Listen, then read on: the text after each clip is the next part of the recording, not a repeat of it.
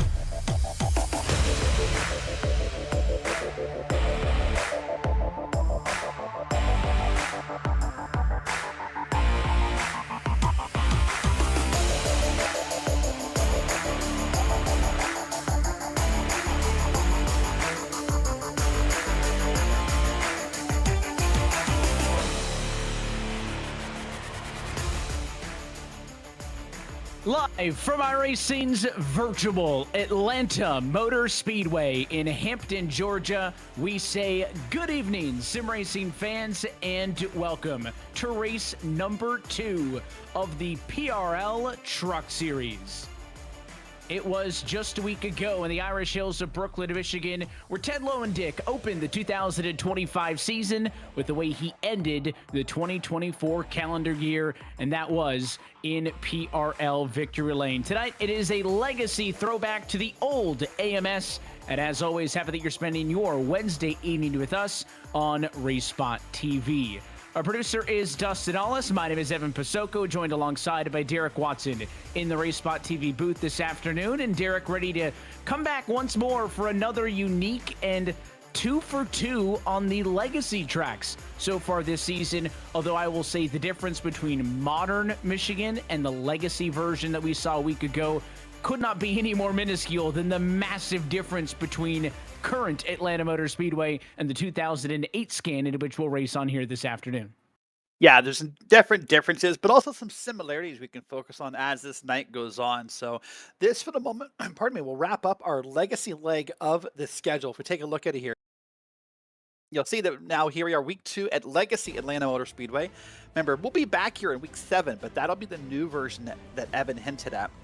Next week, we go road course racing, the Chicago Street Course, then Stafford Motor Speedway, Homestead, and then we begin the quote-unquote NASCAR portion of the schedule, Daytona, Atlanta, COTA, and we will wrap this season up at Phoenix Raceway up on March 5th. But Evan, you're right. I mean, look at the points for last week. It was exciting to see Ted Lowendick win. If we flip over to the points here, see Ted won. He's got a 6-point lead over Bradley Holly and Richard Regan, who are tied. Then Mark Kalin, Reese Bogue, Stephen Kirby, Colton Lane, Matt Gagnon, Nathan Deering, and Steve Loving round out your top 10. And the points for teams are a little different, Evan. some common threads, right? The Woodaback Racing Group leads with 92 points. That's because both Bradley Holly and Ted Lonedick are first and second in the driver standings. That's a strong showing for that group. And then Regan Bogue Motorsports second place with 82 points. They, of course, spearheaded by two drivers of their own in the top 5 of the driver standings, with Richard L. Regan Jr. and Reese Bogue in 3rd and 5th position. The Gold Octopus Buster Buds Racing Club Rigbo Development Group there just as well inside of the top 5, and then those intervals get a little bit bigger as you drop down to the likes of the Miracle Flow, the RBM Chic half of the Gold Octopus, Rapid Theft Racing, the RBM Bake side of Octopus, and then BBRC JFL inside of the top 10. But no shock, Woodaback Racing and Regan Bogue Motorsports had a good opening round with 2 drivers each inside of the top 5 in the driver standings. That is what puts them in prime position as we enter tonight for race number 2 of the season. Want to, as always, as we get set to qualify for tonight's race, say a big thanks to all of our partners who make tonight's coverage possible, and it starts off the top with our friends at Logitech G. Logitech G wheel and pedals are equipped with True Force feedback to help you feel the road and own the race. Use code PRECISION at checkout on logitechg.com for 5 to 10% off your purchase. As well, coverage brought to you by Advanced Sim Racing. Owned and operated by passionate sim racers, Advanced Sim Racing designs and builds the sturdiest and most durable aluminum profile racing simulation cockpits available in the market today. All PRL members get a 5% discount on ASR products using the code PRECISION5. Racebox Sim Racing. Racebox offers mid and high-end button boxes for sim racing enthusiasts, from the casual gamer up to the most meticulous sim racing driver. Competitively priced and carefully handcrafted, our button boxes are an enjoyable addition to any sim racing setup. Visit raceboxsimracing.com and get a 5% discount using the code PRECISION5. As well by our friends at the Butt Kicker. Butt Kicker products are incredibly immersive and realism addition to every game. Feel every nuance and truly put yourself in the driver's seat. Coverage also brought to you by our friends at Maradness. Maradness is a performance lifestyle brand motivated by motorsport and founded by professional race car driver Daniel Morad. As well, I want to say thanks to our friends over at Mr. Hedge Sim Racing Photography. Mr. Hedge iRacing Photography. Capture your finest, proudest, or simply worst moments from your hobby in up to 8K resolution. A great addition to any sim room. And finally, by Advanced Motorsports. Get ready to be fast with Advanced Motorsports. Follow them on their social channels to become a better driver. So big thanks to all of those partners for bringing tonight's coverage to you. There's a look high and above the old Atlanta Motor Speedway. And Derek, now we take a live look in at the qualifying session. 5 minutes on the board, about halfway through that session right now. Single truck runs, same rules as a week ago. 2 times in qualifying for these drivers to try to go for the pole. And so far the trend again is second lap going to be your faster one. Yeah, it's sort of funny you use that phrase. Learn to be fast. Well, Atlanta, even the old Legacy Atlanta, is a fast track. Watching Steve Loving go around here in that number 21 machine, I mean, he's cranking out, at impact speed, mid 180s. So not exactly a slow run here for Steve Loving. Look at his first lap of 30 plus, and now it's going to get on here. Here's Brett Adams, multi-time winner in this PRL Truck Series. Gets down here for his first lap of 39.73. And now we'll see how his second lap goes. But you're right, this second lap will be faster. They're going to get down here just maybe at or above that first seam. You'll track all the way out here up against the wall, though, to gain more speed, more momentum. Now back here in 3 and 4. This is the problem corner, Evan. This is where we're likely to see problem. Look at that truck already wiggle right here through 3 and 4. This setup is loose tonight. And then up, oh my gosh, through this triangle, through the dog leg. As driver said it to me tonight, it feels like you're floating the dog leg. This is the think Jeff Gordon, Jimmy Johnson era Atlanta, as Dalton Geyer in the 2 truck, now on the racetrack. He has a 30.877 as his best lap time so far. That puts him back in 31st position right now. But again, we've seen about 0.3 of a second of pickup on average. If he could do that, you'd be looking at Geyer shooting for a 30.5. That would put him in the low 20s to high teens if he can get that same kind of pickup. Let's see as he comes to the start-finish line, what's the lap time going to be? A huge jump to a 33.79. That'll put him to 14th spot, so an above-average pickup for Geyer on lap number 2. That puts him right now in the 14th spot. Currently, with just about 20 seconds left in the qualifying session, can Andrew Sharp hang on at the top of the board? Yeah, it looks that way. I think it's about everyone's done with their actual qualifying laps, so we're just going to let the timer tick off here. But Evan, we're going to see it all on the screen in the graphic in a second. Last week, you and I were mesmerized by how close the times were at Michigan. Watch it here on the leaderboard, folks, when Evan goes through the top 6. It's within, I think, a 10th or 2/10 of a second. Look at that. Pole position does go to the Rapid Theft Racing number 24 of Andrew J. Sharp, a 30.255. He'll bring us to the green flag tonight only by 3/1000ths of a second. Over the 184 of Bradley Holly, the Whataback Racing machine will start in P2. Matt Gagnon starts in 3rd position tonight. He'll be joined alongside by the 31 of Patrick Cowgill in the number 4 spot. And back on row 3, the 13 of Ted Lowendick, last week's winner, starts P5. He's alongside Richard L. Regan Jr. in P6. A lot of heavy hitters on row 3. Moving here back to P7, Top Rossi Esports' own Jacob Dunn next to Nathan Deering in P8. Brett Adams and Garrett Austin round out row number 5. And then Zach Panzarella and Colton Lane are 11th and 12th. Lucky number 13 tonight, therefore, goes to Reese Bogue. He'll be joined by Dalton Geyer. We watched his qualifying lap in real time in 14th. Joey Reynolds will roll off 15th position tonight. Stephen Kirby will get P16. Thomas Sink in 17th. And Jeff Evans in P18.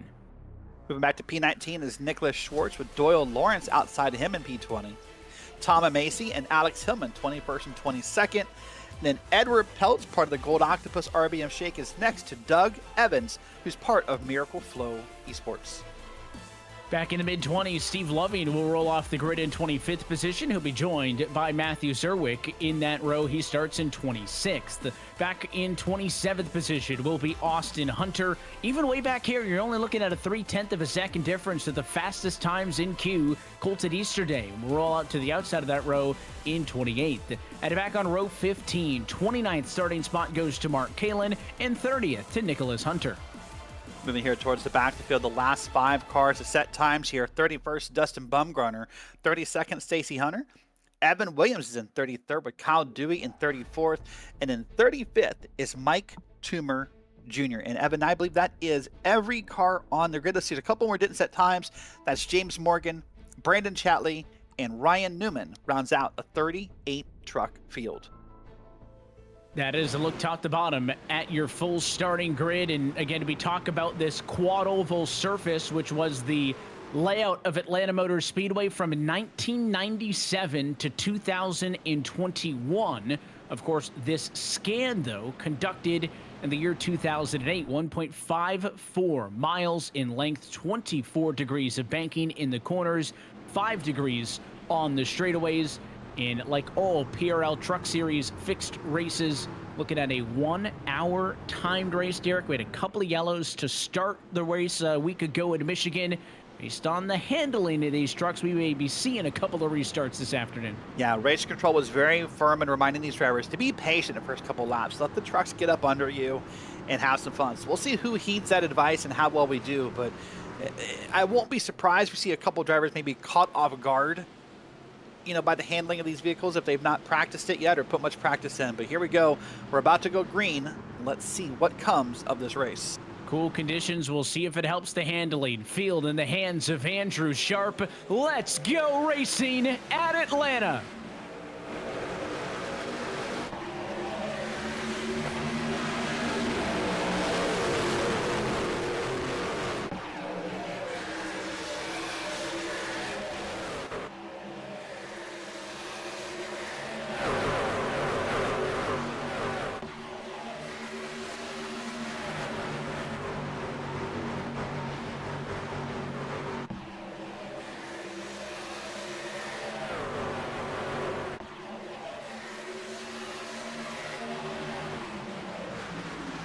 That 14 of Matt Gagnon got loose off of turn number 2. He drops down to P6 as Bradley Holly in the 184 goes P2 to P1, and they are flying already on lap number 2.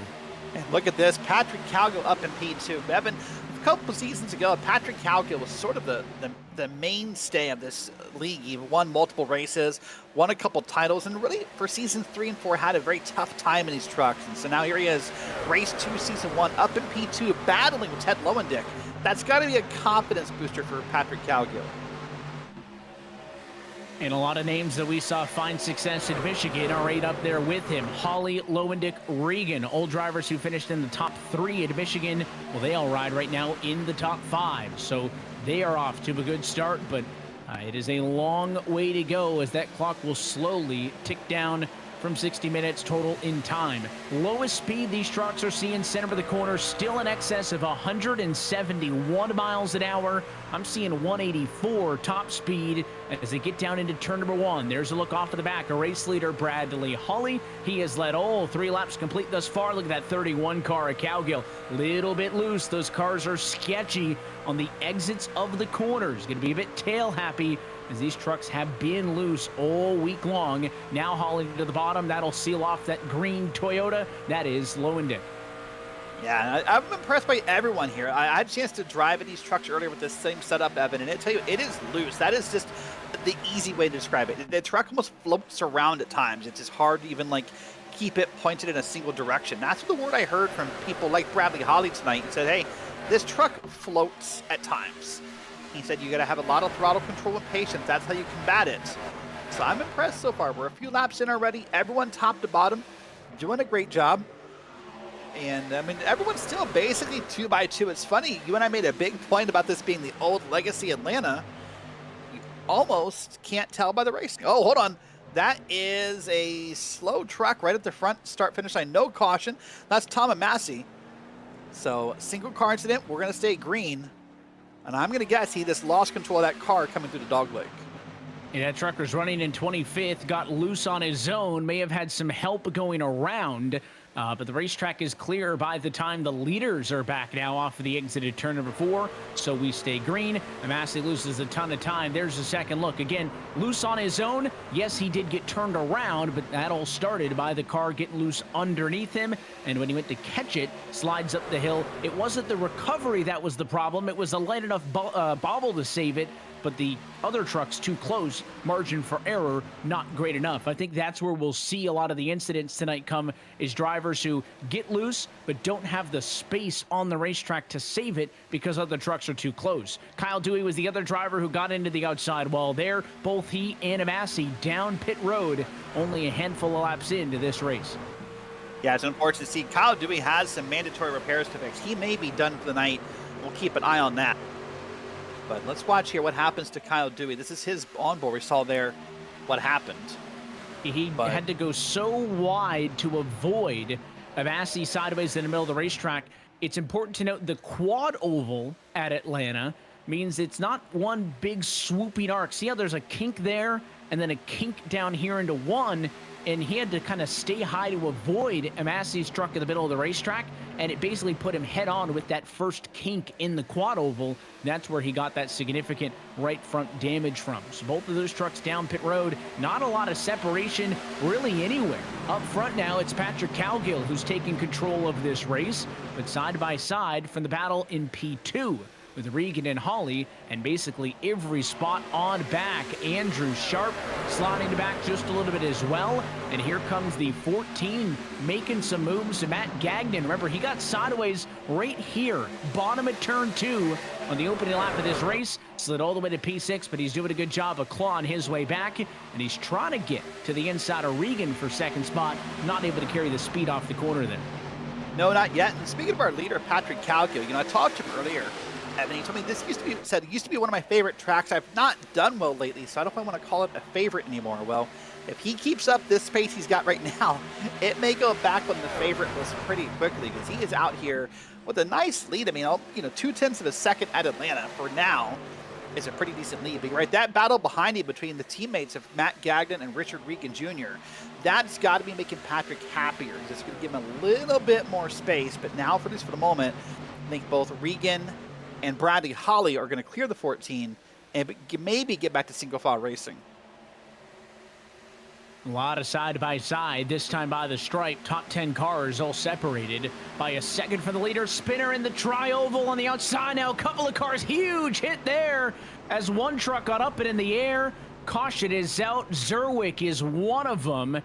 And just as we thought maybe some separation was going to happen, a spin in that second kink of the quad oval started by that Ada Zerwick getting loose. Ends up with a massive hit into turn one. Almost went airborne there, and then boom, gets clobbered. That was the 71 of Stacy Hunter with nowhere to go. Yeah, and there must be an incident up ahead of them first, Evan, because I have seen right now already that Thomas Sink has massive damage to his truck, and he was just ahead of that in that grinds machine. So I'd love to see if maybe we can find out what happened to Thomas and others in that moment. But you're right, for the moment, we'll come around here. And let's watch this. Here's Thomas in that orange and black. Oh, he just got hit by Zerwick. Got clobbered the right front. Up in the wall. Oh my gosh. Yeah, that initial contact, that 48 could not turn at all.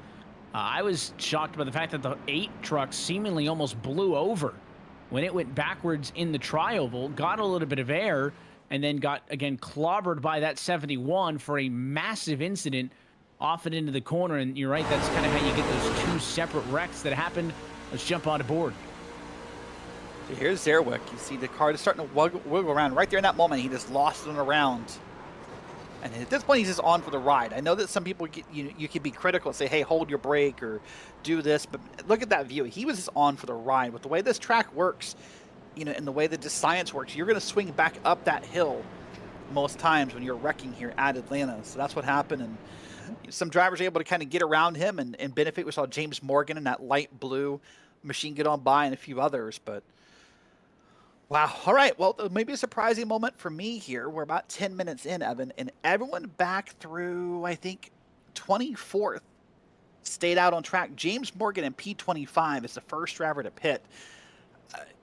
I get it to a certain extent, but if I could cut 9 minutes of fuel back in the car, maybe take some new tires. This track is abrasive. I think that's what we haven't really focused on yet. This track is sort of like Michigan last week, not very friendly on tires. Watch this avoidance here. Oh, this is an avoidance. Oh, man, you saw the cars ahead go by. And then this car did not get on by. That's Stacy Hunter, so fortunately, he'll have a rough time the rest of the night as well. Yeah, the gap was there until it wasn't. And most of the trucks on pit road getting damage repairs, there was about a half a dozen at least that got some significant damage in that incident. First driver off of pit road was Mike Toomer. So Mike Toomer Jr. down pit road that time for service. However, that truck, I believe, ended up simply driving through. No, he did go. He just didn't take tires. Fuel only stopped for Toomer. So he'll be the first car off of pit road, back in the number 25 spot. But yeah, the vast majority of the field decides to stay out. And interesting timing, right? That yellow happened right at the end of lap 13 or so, crossing over to 14, Derek. You were talking pre-race with Zach Panzarella, and he was really mentioning that these things get really crazy loose after about 15 laps. We were kind of right on that dot, but we saw that truck get sideways and kick it all off. So curious now is we're going to have all these leaders on old tires. The yellow might help cool the tire temperature a touch, but they're not going to get that life back in them. And once they heat back up, you would expect they'll be just as treacherous. Yes, this may cause that separation that maybe Patrick Cowgill or others was looking for. But as these tires wear off, it's going to create more separation. We'll see less 2x2 racing and probably more single files and maybe some multi-groove action happening. But you're right. I mean, this is that moment where you're lap 13, lap 15, as drivers thought maybe this would get a little bit more sketchy. Well, here it is. Patrick Cowgill, Richard Regan, Bradley Holly, Matt Gagnon, Nathan Deering, your top 5. Pace car down and in, 15 laps behind us, just under 50 minutes to go on the clock. Green flag back in the air. It is a good jump for Cowgill. Regan has to be careful, cuts down to the inside, tries to get to the bottom line just after the start-finish line. Now does the 56 spool up for a charge. He's got some momentum through 1 and 2. He'll go to the outside for the race lead. You see the battle for the race lead on the outside. That's Richard Regan. Remember, he had a great run last week, Evan. Unfortunately, maybe missed his pit window, and some questions there about strategy and what what was focused on, but still came back and recovered fairly well. And now he's out here leading Bradley Holly, Patrick Cowgill, and others. Boy, a name I think we should probably focus on for now. It doesn't get up to the front very often. Look at that P6. That's Jacob Dunn in the 3 in that purple machine. Doing a great run here tonight at Atlanta and representing his team fairly well. So we'll see if he can stick up here. He really qualified fairly well and has been up here all night long, just sort of following the momentum lines. Dunn, kind of one of the lone trucks squeezed on the bottom there, try to make it work and gaining some ground on the 5 at Deering and the 14 to Gagnon top side of the racetrack. But those 24 degrees of banking are massive. It gives the trucks on the outside line so much speed as they come down that hill and often to the straightaways. See, Dunn almost clears the 14, just can't get there. And now that whole advantage going to be swallowed up by Gagnon as they drag race down the backstretch, and they end up even by the time they get into turn number 3. That's the ongoing battle for 4th. Battle for P2 maybe as that 31 to Cowgill tried to get topside on Bradley Holly. Could not make it stick topside. He got a little bit loose, so move the 184 now up into P2. Yeah, doing a great job as Bradley Holly. Of course, as you know, Bradley Holly is the most wins in ovals for PRL and the most wins all time in PRL. So great job by Bradley. Here's the webcam view this week. It's beautiful. Look, Evan, I like this. He's always got his webcam or the lights in his room matching the paint on the car. So there's never any question about, what color his truck is. Just look at the webcam. And here, look at this. Here's his own driver view, Evan. He puts a webcam on his head so we can get a view of what he sees. You see his main monitor for racing, and then his overlays and stats up and above him. So it's a nice view into just a peek inside the world of Bradley Holly. My favorite looks is when you get that actual driver POV. It's always nice to see somebody sim rig and take a look at them, but the actual driver seat perspective like that, nothing better. And you can also gain so much from that, right? Ultra wide monitor. Yes, it's that fixed in-car view, but what else does he want to have, right? He's got a track map in that top right-hand monitor, so he knows where he is on the racetrack in relation to the field, in relation to the leaders. He's got some advanced timing and scoring on that top left monitor. All of those things that I'm sure a real-life NASCAR Truck Series driver would love to have right there on the dash, you can do on the sim. Build your setup and give yourself so much information that can help with race strategy. Well, the 14 and the 3 almost came together there. And something I think that's worth talking about for all these drivers on the inside, whether it be Dunn, maybe even Low and Dick back there, Evan. You talked about this quad oval being different and how it's got the kinks in that dog leg. And that is hard to navigate from the inside lane because it really feels super, super narrow when you come back through. If we could watch here, I mean, it's just the way that Low and Dick's going to have to take these corners through the kink is just different. He had to cut them way harder. And it's hard to get a good visual perspective on how much you can cut them. Still impressed with how little separation we get amongst the leaders. It's certainly the most single file we've seen thus far. But again, that last time by, still top 10 cars, all separated by less than 1 second. And you can kind of see that's a good angle there as they come off the corner. All of them have got that rear end of the trucks kind of yawed out a little bit. They're essentially sliding, right? That's one thing that drivers have said is a little bit trickier to do in modern day cup racing. Is the different tires on the next-gen Cup car. You don't have as much of a sidewall to lean on and slide. You're either under control or out of control. Well, these trucks can still slide around a little bit, and I think that if you're not a little bit uncomfortable and a little bit out of control, you're probably not pushing it aggressive enough. That's why everybody slipping and sliding on the corner exits. Yeah, I see in this camera view right ahead of us. That's Zach Panzarello on the outside, and you can always tell how hard of a time a driver's having through a corner to land by how much that truck wants to climb that hill. Right, that's always a great perspective here. Sometimes those trucks will stick and it just kind of rides the corner the way you want it to. And then there's that song, Running Up That Hill that came out or just became famous again with Stranger Things. If that's happening to your truck, that means you're having a hard time holding on to it. You want to sing that song for us, Evan?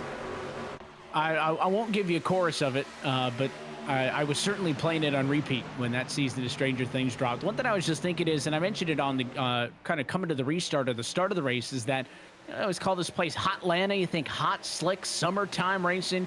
It is still cool. I kind of alluded to that when we were coming to the green flag. It's 66 degrees outside in the sim, but the track is a little bit warmer. That's to be expected as heat gets put into it at 75 degrees. But for Atlanta standards, it's pretty cool, right? I made the note last week at Michigan that the in-sim date was set to April. Otherwise, the sim would try to spawn some snow on the racing surface. Here in Atlanta, though, in-sim date is set to this weekend. It's a January date, so that's why cooler temperatures this week than what we saw a week ago in Michigan, despite where those two racetracks are located geographically. Yeah, and I guess it's worth mentioning, as we've watched on board with Nathan Deering here. See, he's got a Sports Illustrated cover there. But I think it's worth mentioning, by the way, as we talk about the weather, you know, Atlanta itself has not had a pretty week of weather. I think it's all starting to clear up now, but they had their own snow, you know, this week. There's been a lot of unfortunate weather, you know, across the Midwest this week, Evan, and of course, then the unfortunate weather happening on the West Coast over in California. Like, weather-wise, there's been a lot of sim racers affected, you know, just either connection-wise or maybe personally, you know, by losses or tragedy or just difficulty with all the weather conditions. I've had some coworkers who live out west and obviously were affected by the ongoing wildfire issue in LA County, and then had to travel to work in North Carolina over the weekend and had flight delays due to snowstorms, you know, and an unexpected snowfall in areas of the country that aren't necessarily equipped for that. So certainly wishing everybody the best if anybody has been misplaced by either of those weather events. And thankfully in the sim here, maybe an opportunity for somebody to take their mind off those things for a little bit and enjoy some good racing. And so far, it's been a fun one thus far. You see the battle for P5. It's Ted Lomendick and Jacob Dunn, P5 and P6. Both these trucks started in the top 10. They still run in the top 10. In fact, we haven't really seen any big movers till you get back to James Morgan in 13th. He's the first name that pops out at 23 spots gained. But aside from him, you see up 1, up 2. Regan certainly a nice showing, up 5 spots, but he started in the number 6 spot anyways. Seems like the trucks who have started top 10 are pretty much holding strong in the top 10, at least for the moment. Yeah, I mean, we saw Morgan have that great wreck avoidance earlier. That's what's helped a little bit of his spots. But for himself and his teammate and Jacob Dunn, you know, for Talbot Rossi Esports, this could be a great week. Because, I mean, notice they weren't even in the top 10 of team points after last week. So they both want to have a great showing, put their team up on the team leaderboard, do some promotion or what have you. And this is a great way to do it. Listen, if you're Jacob Dunn and you're out there racing with last week's race winner and last season's overall year champion, Ted Lomendick, and you're competing, that's a good run. Oh, there's Morgan 3 wide on the bottom by Colton Lane. I think it's Brett Adams on the outside. So these guys are hustling. There must be something they figured out this week in practice. Hold on. There's Andrew Sharp around on the bottom. That's the 24. And no yellow yet. Big stack up. I think that all started with the 3 truck. Got a little bit loose. That was done. He had to chase it down the hill to catch it, and then people were coming quick. Nathan Deering tried to take advantage of that look to the outside. He got loose. 24 got sideways and then turned around. That came out of nowhere. And tough for Andrew Sharp, who started this race on pole position. He is damaged and limping down pit road. And I'll get that swinging move down to the apron as we head into the corner. One truck down there on the apron, headed to pit road. So trouble possibly for the number 5 machine of Deering. He had some damage from that contact, and he's coming in. Watch this here. There's what you talked about. There's Jacob Dunn swung down. And then in slow-mo here, we'll see what happens to the 24 as he cracks that wall in that Ryko machine. And yeah, you're right. And he's probably got some big damage. The 5 appears to have it. And unfortunate moment here. But we're staying green. Everything happened under the racing line. And we'll stay green here. And here's Bradley Holly, by the way, running down Richard Regan Jr. This has been a battle we've seen for years. And there is a better look at it from that camera angle. Just too many people moving at once, and not on purpose. Just everyone felt the need to move to avoid a wreck. But hold on, there's a second wreck. Now that's going to be a caution. That's Nicholas Hunter. My goodness, that's a hard hit, Evan. That's Nicholas Hunter in that truck. Oh my goodness, there's a huge pile up that is continued into turns 1 and 2. So Nicholas Hunter had something to do with it. Not sure if it's him or Jeff Gordon in the car, the way he found that awful angle to make impact with. Let's wind it back and watch. This is separate of the incident we saw in the front straightaway. That's the 23 truck getting into the inside wall down the back. So Brett Adams gets some damage in that one. And then Nicholas Hunter trying to pass Garrett Austin in a battle for 24th spot. Austin gets sideways. That's because they may have started wrecking up the road in front of him, might have spooked him a little bit, but when he gets sideways, he's going to get Hunter, and the replay is going to show us it just kind of drives that 19 machine into the worst angle imaginable on the front stretch. Here it is. Watch that yellow and red car right in front of you. That's going to be what the wreck is. It starts a little bit ahead of them, some scattering. I think maybe they both got a little nervous. You saw some scattering up ahead, and I think that's where that wreck's going to come in. It involves Mark Kalin. I think I saw Dalton Geyer maybe up in that wreck and a few others. So that may be the pressure point that sort of broke everything apart, Evan, is that wreck ahead of them. But boy, oh boy, Nicholas Hunter done for the night. And I suspect maybe a couple other trucks here. Edward Peltz may be done for the night. And let's see here. So let's watch some Doyle Lawrence here. Let's see what's going to happen. There's a bump to the outside. Some cars. Oh, that's a nice meeting of the minds, a 3 wide right there. And you saw the other wreck that we watched the replay of first in the background. They happened at the same time, but seemed to be unrelated to one another. Maybe. I actually thought maybe the second wreck happened from those guys kind of trying to react to the first wreck. And maybe some snap moves may have caused a little bit of the second. I don't think they're completely unrelated, but there's definitely some distance and some gap between them. I would give you that. Well, everyone came down pit road. I'll tell you that. Here's watch on board from Alex Hillman here. He's just along for the ride. There's different cars. He thought he had it cleared. And then the 71 came back up. That was Stacy Hunter and clobbered him on the left side, and he was along for the ride. And maybe we will draw a connection to the new Atlanta Motor Speedway. That was a super speedway-esque wreck, the way those cars piled up and basically created a track blocker again. We saw the hard hit into the inside wall for the yellow truck in real time, the damage to the 19 and Nicholas Hunter, and then the cut to the parking lot down in turn number 1. A lot of trucks going to get torn up in that one, and it may kind of force our hand with a changing of the guard in the running order. To your point, everybody was down pit road that time, some for damage repair, most of them for fuel and tires. Richard Regan Jr. maintains the race lead. Bradley Holly still out in P2, but don't look now. James Morgan up 31 spots is P5. Steve Loving up 18 spots is 7th.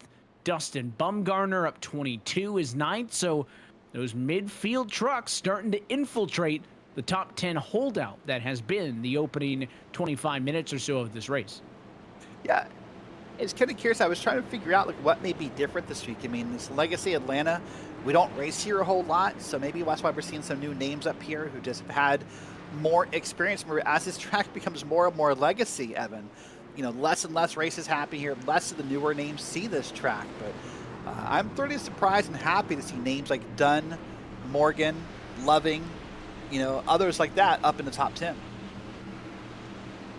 Close it in on halfway home in the Peach State. Green flag back in the air. It's a healthy jump for Regan. No challenge for P2 from Hawley. Instead, to the inside goes Patrick Cowgill. He'll get sealed off on the inside. 184 defensive move in the center of 1 and 2.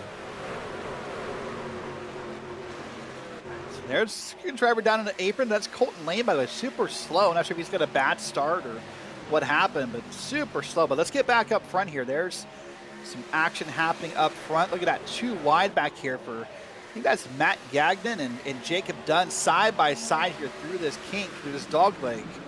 And Gagnon is leaning on Dunn, trying to make something happen. Oh, Gagnon was sliding through that straight air there, Evan.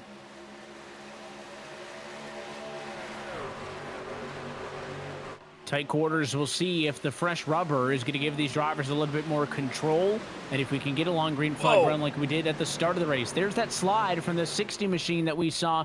Colton Lane did a good job of reeling it back in. Cost him some spots, though. He falls down and rides in the number 19 spot where things currently run.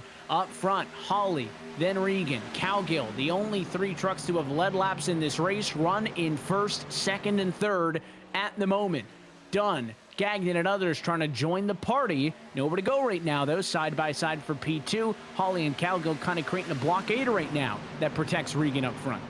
Watch this again through the front straight. Watch Gagnon in the 14 and Dunn in the 3. I don't know if Gagnon is doing this on purpose or if he's sliding loose. Watch him out of the second kink here. Gagnon is getting darn close to Dunn. Now they're going to back it up here and not do it. But man, there it is again. It's just, I think Gagnon gets loose out of that second kink because that truck always pulls pretty far to the left. He saves it, but I struggle with that to wonder what the mentality for a driver is like that, Evan, because either you're having fun. He's biting his lip. That's not fun. That's a sign of someone who's locked in, trying to do everything they can. That kind of slide right there will break your confidence if you can't get it under control. If you can't somehow manage to figure it out, it breaks your confidence throughout the night. You're like, man, anything I do, I lift, I don't lift, I pull to the left, I don't pull to the left. It'll tear you apart if you let it, because you just think there's no way I can do this correctly, and that could eat at you and cost you more spots. If you're working on something hard, so you know that he is having to work. I mean, he has given 110% effort to wheel that race truck right now.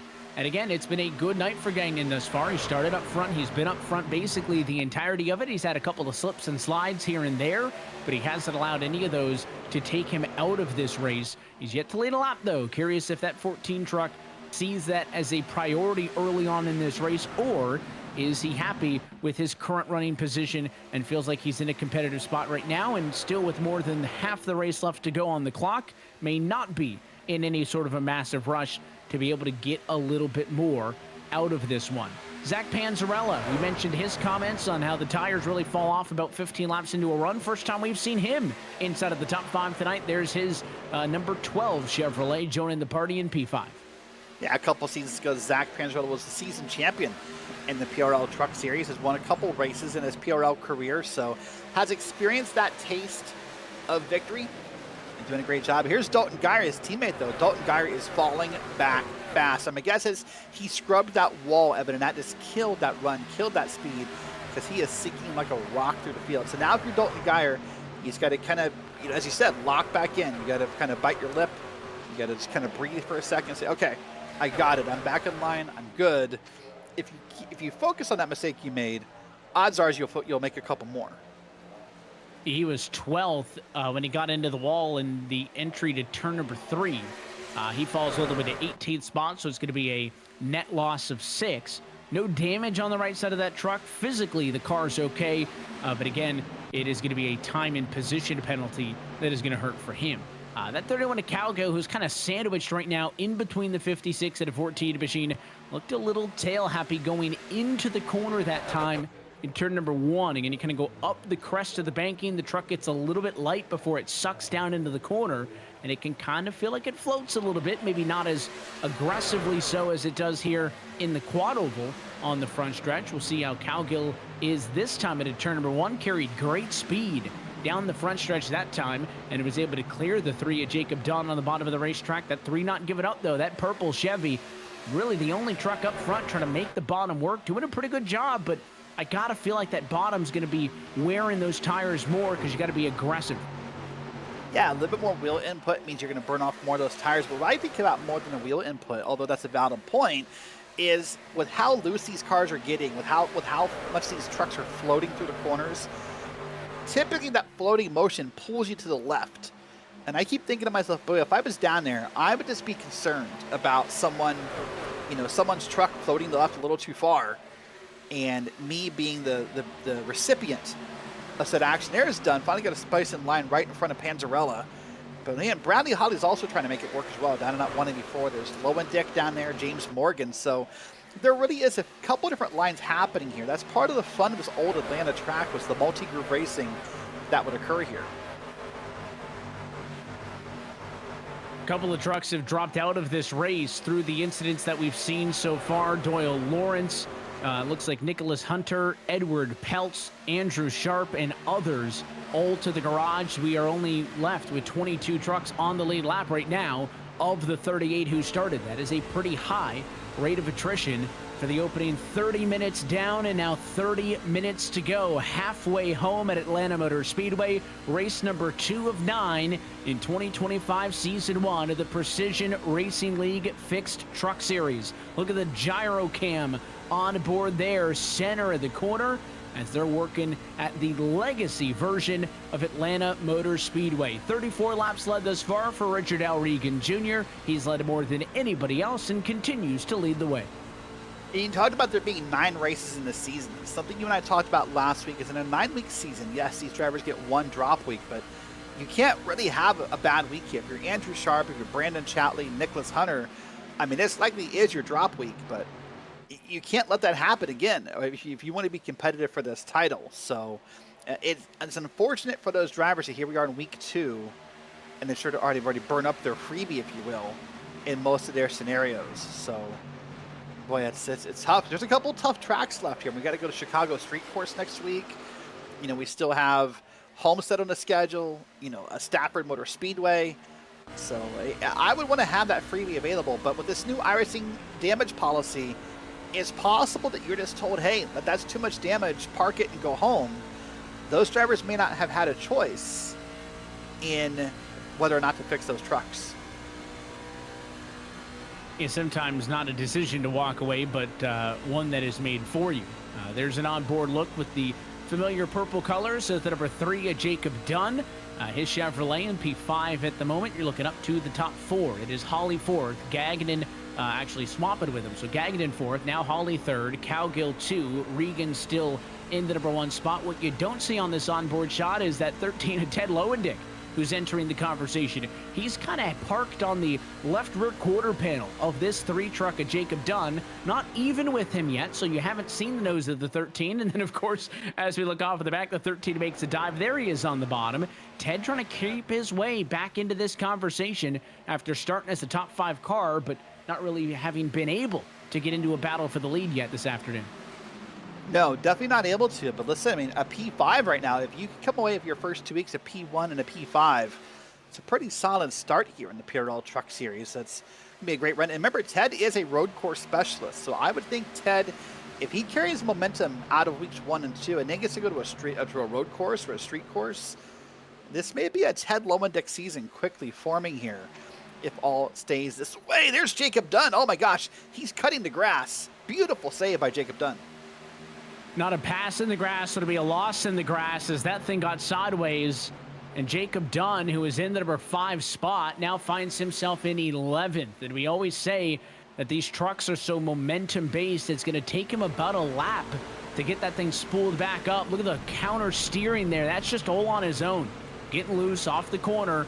We're about 17 laps removed from the restart. Again, 15 if you use that the benchmark. When these tires really start to go away, causing havoc. More trucks having some issues on the front stretch. That's the white Toyota up top, a Colton Easterday. He nearly lost it, hangs on, but it is like an ice rink apparently in turn number 4. Oh yeah, as these tires wear off, that's going to become more and more of a pattern. It's going to get looser and looser out of the exit. Well, I want to show this again here. This is Jacob Dunn. Watch this save here, by the way. You want to know how to save a race car? Watch this. Gets it loose. Oh, this isn't Dunn. I'm sorry. This is Easter Day. I apologize. We'll go back to the Dunn one. I want to talk about that as well. That's Easter. That's also a great save, by the way. Up in the wall, lift it a little bit, let the car recover itself. Didn't try to move down. Didn't swing the steering wheel. What a great move by Easter Day to really staying away. I think this is done. Watch this, Evan. Want to talk about how to save a race car? Watch this here. He's going to get down in the grass. What's he do? Watch his RPMs. You can barely see him. He lifts. He lets the truck get back under him, then gets back on track. The mistake too many drivers make about saving a race car is I think their instinct is you have to slam on the gas and go faster somehow. But when you get on grass, it's not the right way to do it. Yeah, he could have very easily have given that too much throttle in the grass and basically caused a secondary accident. But instead, to your point, not only did he get out of the grass, but he had to turn the truck a little bit and allowed it to get back onto the racetrack. Also, in both of those near misses, a tip of the cap to the other drivers around them, right? What caused the first yellow of this race? Not a truck getting loose. It was a truck getting loose and not having real estate to make a save. In that instance, the rest of the drivers made sure that all the other trucks in the field had the space to make the save. And that's why I think it is a tip of the cap to those drivers, just for giving them the ability to have a little bit of space and recover from those near spins. But these trucks are only going to get worse as this race goes on and as this stint continues and the tires get more and more worn out. It is not going to get better anytime soon. Expect to see a lot of the same as that 31 at Cowgill and the 13 at Lowendick locked in a battle for third and fourth. On the board on screen here, we're going to see Patrick Cowgill having a nice battle here with Lowendick. This is sort of an interesting story. So, Evan, you're, from eNASCAR world, you're used to silly season and free agency and all the stories that come from it. But let me share the story of Patrick Cowgill here. At the end of last season, at the finale, before the finale race, Patrick announced moving over to Daily Drivers Inc. this season by changing his paint scheme for the final scheme of the race, and he did the last race of the last season with his new team. That's how he decided to inform Whataback Racing that he was leaving.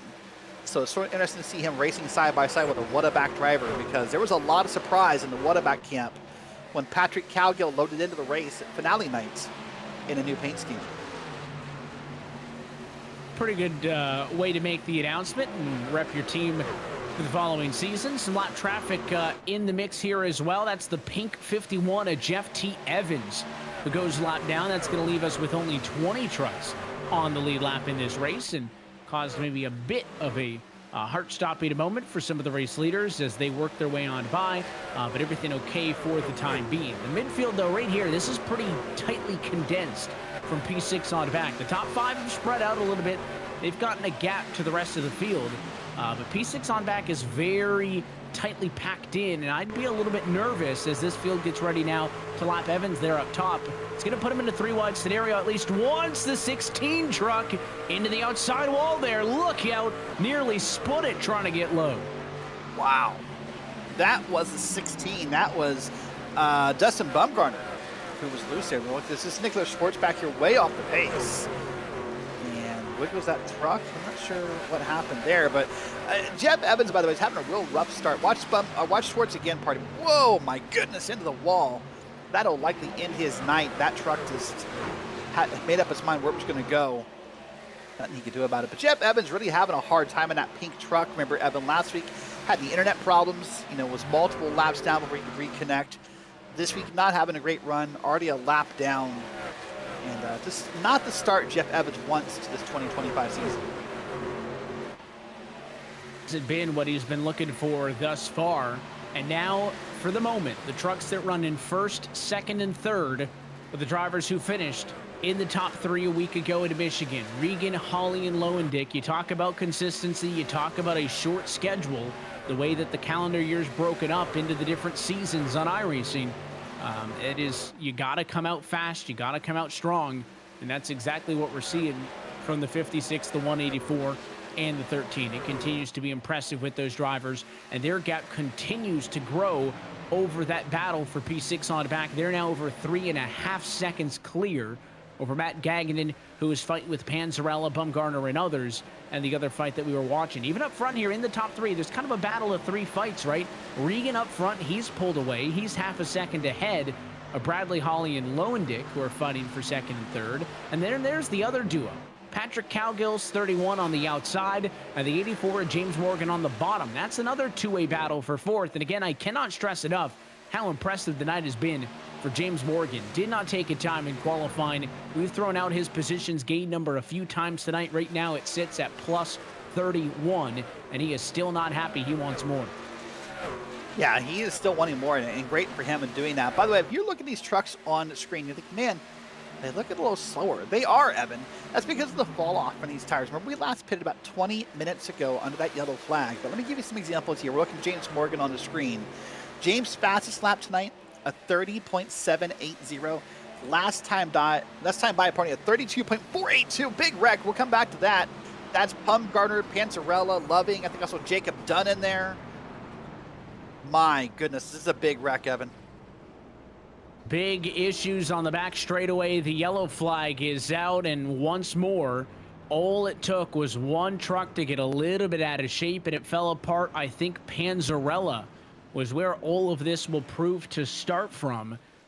And we'll wait to wind it back. But just like the last incident we saw where basically all the way from turn number 4 down to 1, they were wrecking. This was a long one. That 6 truck thought about coming to pit road, but pit road probably still closed till the pace car picks up the field. So thinking better of that one was the 6. But let's watch what happens here. Again, it's all going to happen off of turn number 2, down the back straightaway. Panzarella, I think, is going to be the first to bobble, and then the rest of these trucks are going to get caught up in it. Yeah, look at that. You see it all right there. Someone was along for the ride. Jacob Dunn really did nothing wrong. He just, the gap sort of closed on him, but I think he's going to be mostly okay. Here's Bumgarner. You see it going through. He thinks he's okay. The 6 will back down the hill. Maybe a couple more views we'll get from that, but there's a massive wreck again. Here we are, 20-minute mark since the last time by. Everyone comes down again. Everyone's down pit road. Here you see Bradley Holly, Lowendick, Cowgill, Matt Gagnon, Dalton Geyer just went on by, I believe that was. So everyone down pit road. This likely is the pit stop that decides the race in some aspects. Because unless someone is damaged again, Evan, there's no way I see another mass herd down pit road. Yeah, the first big trip to pit road was on the second yellow of this race, I believe, and it was about 20 minutes in. This one with about 20 minutes to go, so the race split up pretty equally. That last run, about 30 laps or so. And I think you're right. I think even if we go 15 minutes or, you get a yellow right on the cusp of where we'd still have an opportunity to restart this race, at that point, track position just going to be oh so valuable. That these are the money decisions, and no shock that almost everybody in agreement on what the strategy call was there. Your top of 10 or 11 in and out quickly, 4 tires, fuel, and then from there on back, basically all the other trucks on the lead lap in the teens having an extended stay on pit road for damage repairs. Yeah, very extended. I've seen times exceeding 1 minute here for drivers at Colton Lane, Zach Panzarella, Dalton Geyer, Mark Killen's almost at a minute, so that's Panzarella. You saw maybe the wobble from him, maybe a wobble from the truck in front of him, and then, oh boy, the 6, Evan Williams, was almost clear, and then kind of got clipped there by Panzarella. So now the stage is set for what'll be a 17-minute run to the end of this race. Checkered flag number 2 on the season in the balance. Ted Lowendick still in contention and has a really good chance to be competitive, but you take a look at that field, there's going to be more trucks that filter into the frame, but those are going to be damaged race trucks that are trying to get as much damage fixed as they can. You're looking at about a dozen trucks that are undamaged and have the speed to challenge for this race win. But still, only 3 trucks have led laps in this race. Cowgill, Hawley, and Richard L. Regan Jr., who has really settled in to a dominant performance thus far, having led 54 of the 69 laps that have been completed thus far. So on the front row, Regan control truck, the 56, decides when to restart this race. Hawley to the outside of the front row in P2. Green flag back in the air, and Regan again clear. It's a beautiful start for the 56, and Hawley filters to P2 unabated. Yeah, I think Richard Regan's one of the best in all of sim racing when it comes to jumping that restart correctly and getting that momentum. You almost never see Richard Regan have a bad restart. And there's another great example here. Bradley Holly now in tow. And now about 16 minutes left here. We'll see who can perform in this moment. But I was thinking in my head, Evan, during that caution, if you're someone who maybe likes, to have things consistent, maybe you're a little OCD about your racing, you got to be stoked, as you said. We cautioned 20 minutes in. We cautioned with 20 minutes to go. This is basically 3 equal runs for these drivers. And that means that it may take some of the questions about how the truck will handle at the end of this race length out of it, because they will have had experience already in this race of how does my truck handle on tires that are 10 laps old, 15 laps old, 20 laps old. That could help them a lot as well. That blue number 5 top side, that's Nathan Deering, a truck going 2 laps down. Leader's able to get by without much incident, and the field really did get spread out with how good that jump was for that 56 Machida Regan. He's got a 4/10 of a second advantage right now over Bradley Holly. And then this group here, Lowendick third on back, they're almost already 0.8 of a second off of the leader. If they want to catch that 56, they're going to have to make that happen sooner rather than later. Yeah, time is quickly moving down. 15 minutes to go, and you're right. They need to get in line in some form if they want to run down Richard Regan. Now, as this field gets a little thinner with wrecked car zone, there's less momentum, less draft in the back of the pace here. I think this is going to break apart more and more. There's just less cars to help carry that speed around this track. You see Patrick Cowgill almost stuck up against the wall there. That was Reese Bogue, I believe, on the inside, kind of driving up the hill a little bit. And Reese Bogue, for the first time tonight, putting himself in the picture here in the top 10. He's running P6. You've only talked a little bit about him so far tonight, but started 13th, has hung around for a lot of it, trying to make that next step into the top 5. Cowgill with the nose in front for the battle for 5th at the stripe, with the 3 not giving up. Again, still going to try to work the bottom of the racetrack and over some of the bumps on this old, worn-out Atlanta surface. Topside wins out. Cowgill carries the speed, and for the moment, Reese Bogue will tuck in line and wait to make the next move. And for a moment in time, single file through the top 10. Doesn't mean it's going to last for long. You see some staggering off of the corner, but nobody able to make a charge yet. What do you do if you're third on back? If you fight with each other, you likely only make things easier for Regan and Holly to stay in front and settle this race between the two of them. Yeah, and so this now comes, I think, to the difference conversation you started to broadcast off with about Legacy Atlanta versus New Atlanta. Because in New Atlanta, we're more likely to see still that 2-wide racing happening at this point in the race. And then, obviously, older Atlanta, that's not so much the case. Now you see this sort of single thought out moments. What I wonder, though, here, Evan, as you watch Richard Regan, you look ahead a little bit through those camera shots, he's going to battle some lap traffic before this race is over. In the next 13 minutes, he's going to come up with some slower traffic. Do you suppose in Bradley Holly's mind that's his best chance to hope something positive? Maybe that lap traffic holds him up a little bit or helps him not get the perfect corner, and then Bradley Holly can close that gap a little bit. And if you're Bradley Holly too, do you push now? Are you worried as the clock nears 10 minutes left that 4/10 of a second advantage may not look like a lot on the stopwatch, but it may feel like a lot when that truck in front of you has got clean air and he's got free pick of where he goes on the racetrack? Now, one thing that may have Holly feeling a little bit better is there are a lot of damaged trucks on this track right now, which means there's going to be traffic. I don't think it's going to be fast traffic that's going to hold Regan up intentionally, but you see one of them coming into frame now. All Regan has to do is catch one of them at a bad time, mess up his entry a little bit. Looked like that entrance into turn number 1 unaffected for the most part, but it gives you hope if you're Holly, right? You want some dirty air on the nose of that 56. You want a little bit of nervous energy. You want Regan to just have to hesitate for a moment, be a little bit careful passing those lap trucks, and that might kind of burst that bubble, get you from 4/10 back to 2/10 back, and then you can start drafting off them. Yeah, it's worth noting. I mean, Bradley Holly is closing the gap little by little because at one point it was over half a second. So he is slowly getting there on the track. Here, back here, this is back here for P4, 5, and 6. This is Morgan, Cowgill, and Dunn. And so, really, right now, it's Todd Rossi Esports putting Cowgill into a sandwich of sorts here that's got him surrounded. So far, handling the pressure pretty good is Cowgill. He's been up front for a lot of this race. Again, led 10 laps in his own right. But at 1.4 seconds back, their intervals have been going the wrong direction. That last lap, Lowendick in third, slightly faster than Regan, the leader. The intervals go back in their favor just for a lap. But overall, the cars third on back have been losing time to the leaders since the restart. There's a look at the last lap. It was a poor one for Regan at a 31.111. We'll see if that 56 can kind of snap back to form this time by and get back into the 31.0s, which much of the field is doing. Not able to do it there, but you can see everybody else went slower also, so the gap goes back in favor of Regan. 10 minutes left in this race. You're looking at about 20 laps to go if it stays green. If you're wanting to make up a full second, you're going to have to start showing some progress soon.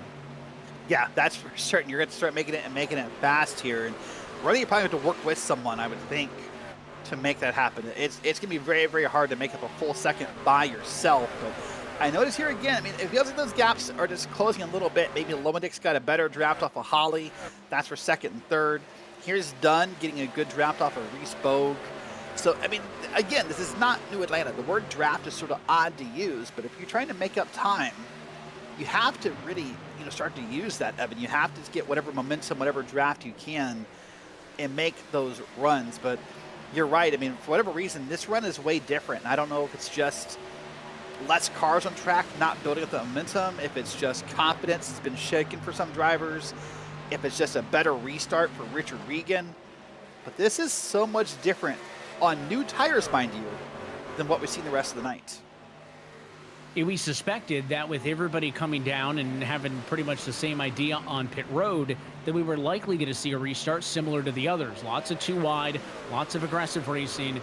If things are going to change, it is going to happen soon, though.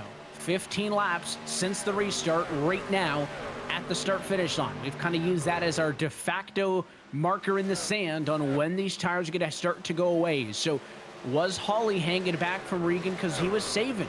Was Regan to pull it away? Hawley's into the outside wall. There's a mistake for the 184. Pushed up the hill out of 2. Lowendick will catch and pass. And all of that is going to give Regan now a big pad over new P2 runner, Ted Lowendick.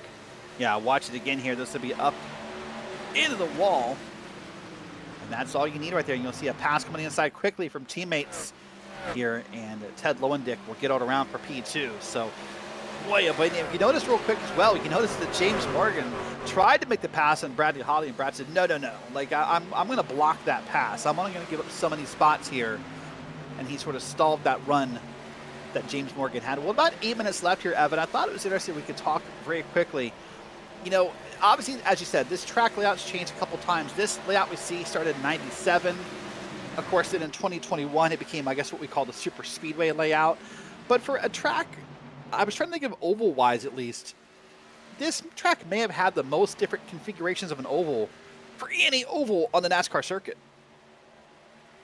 Another big moment there off of turn number 2 as that 184 of Hawley went right up the hill into the inside. Goes James Morgan in the 84 truck, door to door in a battle for 3rd and 4th spot. Final minutes at the Atlanta Motor Speedway. Hawley bounces back good there, but it is clear, as I kind of hypothesized out loud, was he saving a little bit to get to Regan? It's clear he was not. He was doing everything he could to maintain pace because that truck has been all over the racetrack. Jumping back a little bit further, P7, that's the 109 of Stephen Kirby. Some smoke down the back straightaway. Maybe one truck in trouble, 2 of them down onto the flat of the apron in turn number 3. Not affecting the leaders, so we stay green and continue on. Yeah, it's a big Nicholas Schwartz and Joy Reynolds down on the bottom of the screen there you saw off under the racing line, so we're not going to have that be a caution here. And it's worth noting we are quickly approaching that time, Evan. Let's watch it on screen here and see what happened. That Schwartz in the back, Reynolds up front. Boy, oh boy, that's a hard hit for both. From that camera view, Evan, I couldn't really tell if maybe Reynolds was already loose or if he got some help from behind. And it seems like every incident so far in this race has had a truck getting up in the air at some point. That was another big mammoth of a hit. There's the look off of the back of that truck, off of 2 again. Way loose. Gets a little bit sideways, and then the truck trying to avoid that truck spinning goes low, right into the path of where the truck was spinning to. Just a tough break trying to predict where a truck that's out of control is going to go. You got a 50-50 shot. Is he going to stick it in the fence? Is he going to spin it low? In that case, guessed wrong. This battle is for 4th and 3rd position. Bradley Hawley still has it. James Morgan still trying to get around.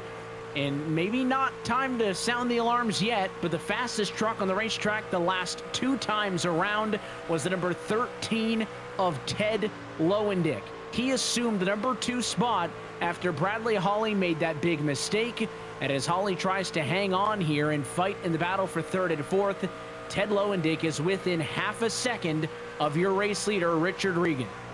By the way, this shot right here is one of my favorite ones we have throughout the broadcast, Evan, because if you want to see how a driver is feeling or how good or how much fun they're having, that right there, watch Bradley actually move that wheel around. I always tell people, the more seesawing you see that wheel do back and forth, left to right, left to right, left to right, it's indication that Brad's not having a good time because it means he's trying to correct this car multiple times per lap. And watch it here. That was a pretty good exit. But boy, he is doing everything possible to make that truck as wide as possible so that he does not give up a spot to James Morgan in the next 5 minutes.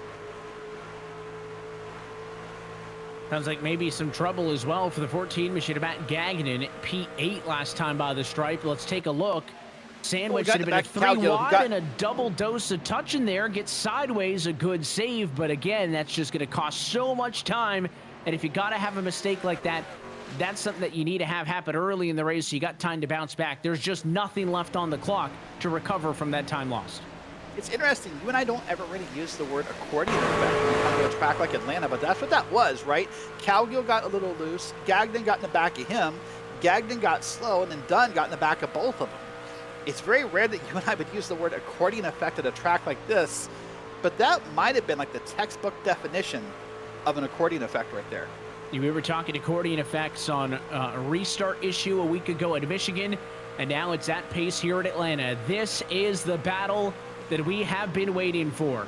Regan and Lowendick battled for the race win at Michigan International Speedway a week ago, and it has been Richard Regan's race. He has dominated, about to lead his 79th lap of this race, but last week's winner, Ted Lowendick, is now on the scene, 3 truck lengths back, yet to lead a lap tonight. Can he get there in the next 3 minutes and 40 seconds? Lap traffic up the road, how do they navigate it?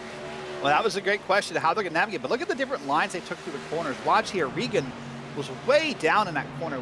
Lowendick maybe more so low this time. As they're going to get by Mark Kalin. And that's going to slow up. That's going to really slow up Ted Lowendick. But before that, they were running different lines through the corners. Because Lowendick was not running as low through the corner as Regan was.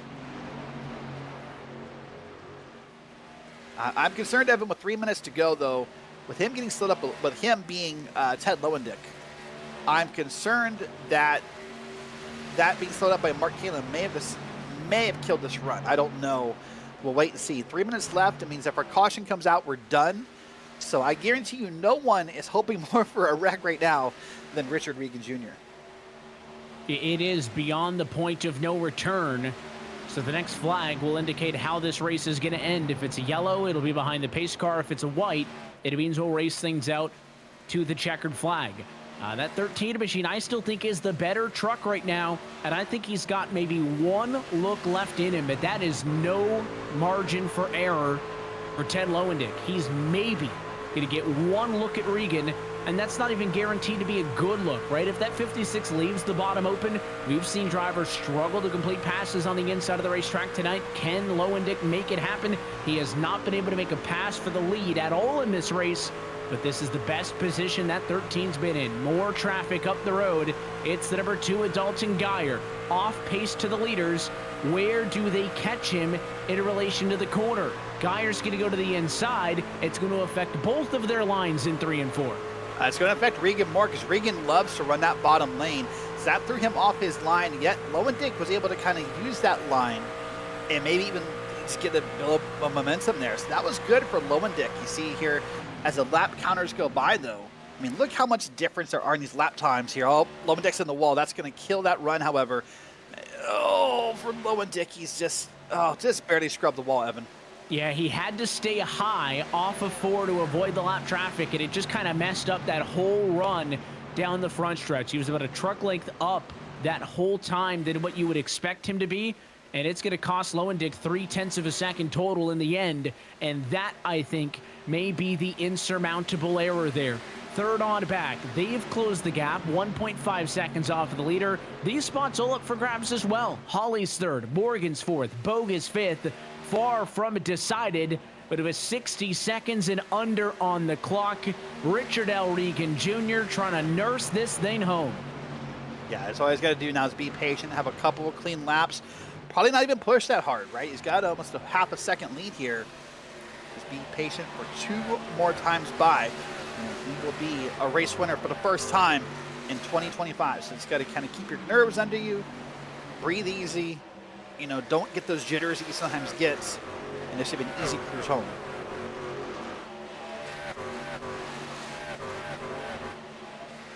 Started the night with a lot of questions. How would Regan, Lowendick, and Holly perform after being the 3 fastest cars in Michigan a week ago?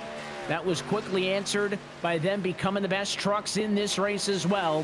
White flag in the air and 1 lap to go. This race is official. Cowgill was somebody who led laps early. It was Hawley who jumped from P2 to P1 in the opening laps of the race to get a couple of laps led. But in the end, it was Richard L. Regan Jr. who settled into control of this race. He'll lead more than 86 laps before it's said and done, and give a huge boost to the Regenboog Motorsports Group as Richard L. Regan Jr. hangs on, winner in Atlanta. There you go. That's a great run. That'll help Regenboog Motorsports in their battle here for that season-long points title for the teams. Helps Richard in his season-long title. And you see there, Ted's in the equipment saying, good job, congrats. His teammate RaceSpot right behind him. I think another developmental driver behind him in that WCW NWO truck. So this is a great run by Richard, a great dominant run we're used to, but still with lots of battles on back. The 56 going to take in the congratulations from his fellow competitors, and we've already got a titan fight at the top of these championship standings only 2 weeks into the season. Let's take a look at your full race results. For the second week in a row, there's 2 Whataback Racing cars in the top 5 and 2 Regenboog Motorsports trucks in the top 5, but the orders are different. It is Richard L. Regan Jr. who gets the win tonight. You saw Lowendick give it everything he could. What could have been if it wasn't for that slip-up with about a minute left on the clock? Instead, he ends up in second, and Bradley Hawley ends up in third. James Morgan comes home fourth. Reese Bogue rounds out your top 5, with Stephen Kirby, Patrick Cowgill, Matt Gagnon, Steve Loving, and Jacob Dunn, your top 10. Moving back into P11, you'll find Ryan Newman stuck up in P11. He's the last car on the lead lap, in fact. Then Dalton Geyer, Mark Kalin, both 1 lap down. And from here, it kind of becomes that just the cars 2 or more laps down who had a lot of trouble tonight. Garrett Austin, Nathan Deering, Colton Lane, Evan Williams, Jeff Evans, pardon me, Alex Hillman, and Matthew Zerwick rounding out the top 20. 21st, and all of these drivers basically unable to make it the full race distance in this one. Will include Doug W. Evans, Mike Toomer Jr., Brett Adams, Joey Reynolds, and Stacy Hunter through your top 25. 26th is Zach Panzarella. 27th, Tom Amosy. You've got 28th, Nicholas Schwartz. 29th, Colton Easterday. And in 30th, it is Dustin Bumgarner. Moving back here in the last bit of the field, Austin Hunter, P31, 39 laps down. And then Doyle Lawrence, Nicholas Hunter, Edward Peltz, Andrew Sharp, Thomas Sink, Brandon Chatley, and Kyle Dewey will round out your 38 truck field. It is a look top to bottom at your full race results tonight from iRacing's virtual Atlanta Motor Speedway. We'll get some of our top finishers in the broadcast booth in just a moment, get some thoughts with them on how they feel like race number 2 of the season has gone, as we've got clearly a breakaway in this championship with Regan, Lowendick, and Hawley as the names to look at in terms of who's going to be competitive at least early on in this championship and who is not. Remarkable that the top 3 in the first race of the year are the top 3 as well in the second race of the season also. I just waited around, and I think now we do have our race winner standing by down trackside. Let's talk with the driver of the number 56 machine. Your race winner this afternoon is Richard Regan Jr. Richard, congratulations on the race win. A dominant performance leading a whopping 87 laps, but that does not mean it was a walk in the park. Everybody was giving you pressure all the way through, including Ted in those closing laps. Yeah, thank you. Definitely, it's definitely tough to stay out front with the truck. Even here, it was kind of unfortunate that the track temp was so cool, because I was hoping that we would actually have to use the brake tonight, but when we're barely lifting, the draft's so powerful. So pretty much once I got out front, I just knew I had to keep the dirty air behind me and pretty much just move in whatever the guy behind me was doing. And I knew that middle lane was a little bit better on the right rear tire, so I was just trying to conserve the right rear for the end and be able to use the bottom when I needed it and get that drive off. Saw 3 very different kind of stages in this race. The first yellow, nobody came down pit road. Second time, everybody came in, and then we thought, all right, that caution with about 20 minutes to go was going to set us up for another crazy restart. The two prior, where everybody was on the same tires, had a lot of side by side, everybody was tightly condensed, and it certainly wasn't a breeze, but both you and Bradley, I think at the time, were able to get a jump on the rest of the field, and it really was never as crazy. What was different in that final stint? Yeah, I think just all of us were just pushing a little more hard than we were all race. Pretty much every restart we had, except for the last one, we were all pretty much taking it easy. That's why at the beginning of the race, the top 15 was all bumper to bumper, just trying to conserve those tires. And Atlanta's obviously a cheese grater. No matter what the track temp is, it's always going to chew those tires off. So I think, at the end on that last restart, me and Brad have been here so long that we know like cautions breed cautions, and the way the race was trending, I figured there'd be more people packed up, but it strung out, and we got a green flag run to the end, and yeah, it's nice to come home with the victory. A lot of parallels between this race and Michigan, mainly the fact that you're up there with Ted and Bradley. Is this what you expected to start 2025, that those guys would be so even with you, and it seems like it's going to be a great championship fight? Yeah, for sure. Ted and Brad, they're very, very fast. There's a lot of very fast guys in this league. The truck is very interesting because most tracks we go to, it's a draft race, and you can play around a lot with the air. So, they're very smart drivers, and they know how to make the air move around as much as I do. And it's pretty much probably going to be like this a lot of the season. There might be a couple guys that sneak in here and there, but I'm expecting Brad and Ted to give a heck of a fight the rest of the season. Well, we appreciate your time. Before we let you go, anybody that you want to say hi to? Yeah, I gotta give a shout out to State Analyzer, Mission 22, 44 Ever, Jay-Z Photography, Multiple Sclerosis Society, Neonism Paints. Shout out to Shelly Gagnon. Shout out to everybody on RBM. I think we had 4 or 5 guys finish in the top 10 again tonight. Had a couple guys that had some bad luck, but got to give a shout out to everybody at PRL and you guys at RaceSpot. To race winner tonight from Atlanta Motor Speedway, Richard, we appreciate the time, and again, congratulations on win number 1 of the season. Thank you. So that is your race winner tonight from Atlanta. We will continue on with the rest of our top finishers. Ted Lowendick was close in the end. He'll have to settle for P2, just shy of a back-to-back win, and Derek Watson is with him. All right, we're going to bring in Ted Lowendick, and well, Ted, we came close to back-to-back shoey weeks. It was a very exciting moment to kind of watch you start to run down Richard towards the end. I'm going to ask you the same thing to start with that Evan asked Richard a moment ago.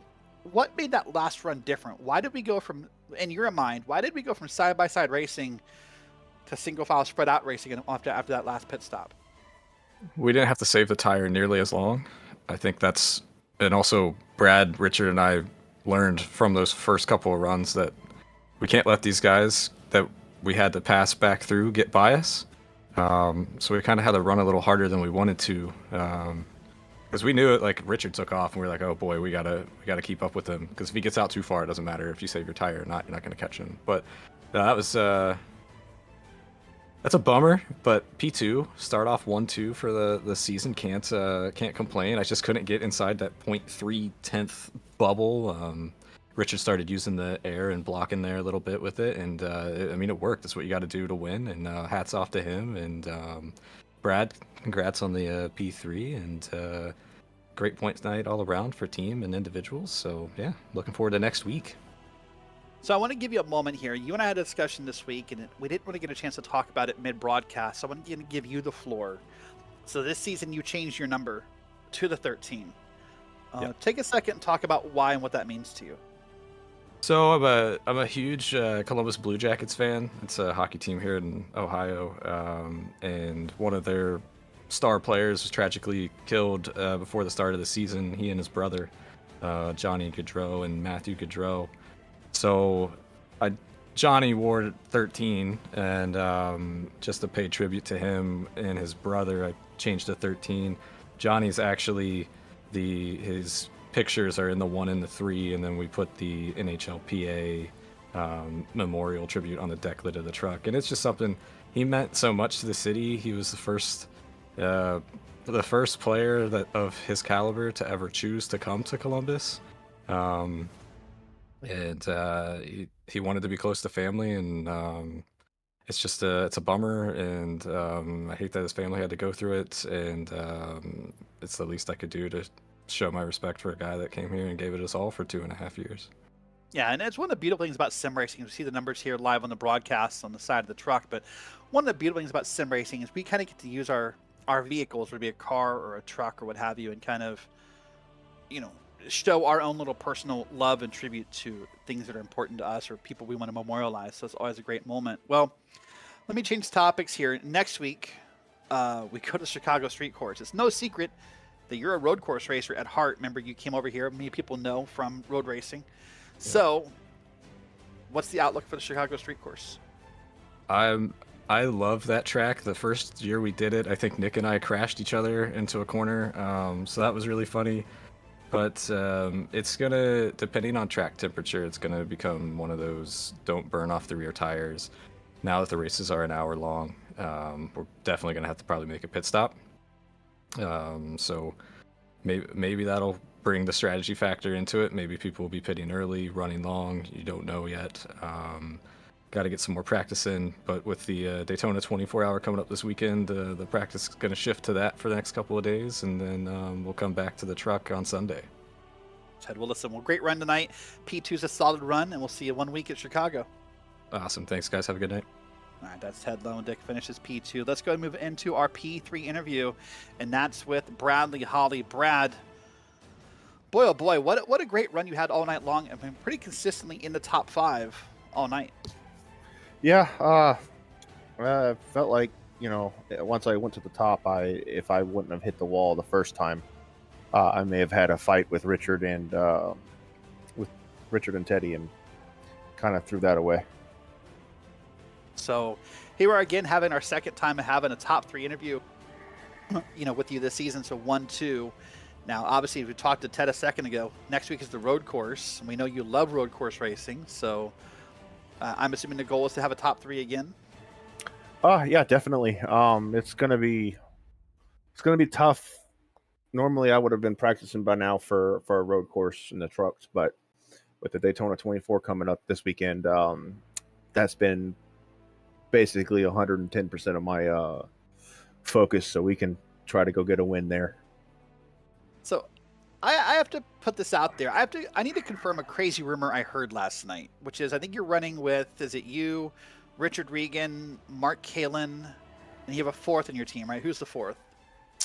Jeff and Nick Jeff Schwartz. Evans and Schwartz. So 5 of you. Now I heard this crazy rumor last night that as of about 9 o'clock Eastern last night, you guys had not yet selected what car you're running. Is that true? Yeah, with the way iRacing does with the BOP, it definitely took out some speed in the Acura, and that's been our go-to car. But it looks like in the infield it's going to be struggling. So we're trying to figure out which car we're going to go with and try to be as fast as we can. So as of 10:30 p.m. Eastern on Wednesday night, is it fair to say you still don't know what car you're in? I think we have a pretty good idea. You want to make that announcement, or is that something you keep in secret? Yeah, we're going to keep that on the DL for now. All right. Well, listen. Well, good luck this weekend. I know you guys are running with that 5-man team. Good luck this weekend in Daytona, and we'll see you next week. Thank you very much. All right. That's Bradley Holly finishing P3 here at the track. Evan, I'm a man who likes to have things planned out, organized, set in stone. I would be a nervous, anxious wreck if I didn't know what car I was driving in about 72 hours from now. Yeah, I got nervous and kind of skittish just hearing it, right? But I guess that goes to show that they're thinking logistically about it, right? Not emotionally on, I like this car historically and I, want to drive this, but they're thinking straight business. They want to make sure they make the right decision no matter what manufacturer that is to give them the best chance to be competitive in that race. Big thanks to Richard Ted Bradley for sticking around and chatting with us post-race. That sounds familiar because it's the same crew we talked to just a week ago, and now the calendar changes. It's been a couple of legacy racetracks. Man, are the next two going to look real different. And we head to the streets of Chicago, which will be one of 2 road course races on this 2025 Season 1 schedule. It is going to be close quarters, K-rails onto both sides, no margin for error, in a race where I think we'll learn pretty quick once the green flag drops in that one who's got it and who doesn't, because that racetrack is very unforgiving. Yeah, very unforgiving, and I think, again, you're going to see who, maybe even towards some of the road course ringers in this field we don't talk about. I think there'll be some new names up front to discuss next week. It'll be a fun broadcast. I'm looking forward to it.